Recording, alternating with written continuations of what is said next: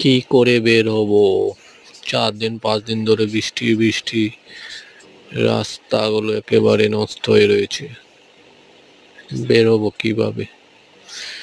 সব দিকে বৃষ্টির কারণে রাস্তা ভেঙে যাচ্ছে। বাইক গাড়ি নিয়ে কি করে বের হবো? দেখুন বন্ধুরা, বৃষ্টির কারণে রাস্তার অবস্থা কি হয়েছে দেখুন।